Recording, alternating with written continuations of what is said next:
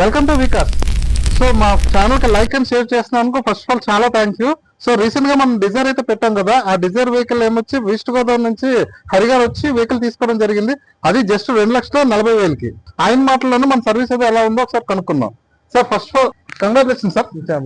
First of all మా service అయితే ఎలా ఉందంటే బాగుందా? ఓకే. అండ్ మన ఛానల్ ఎప్పటి నుంచి ఫాలో అవుతున్నారు?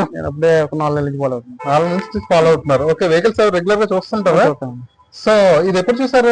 ఇది నిన్న చూసాను. నేను చూసి ఇక్కడికి వచ్చి తీసుకోవడం జరుగుతుంది. ఓకే.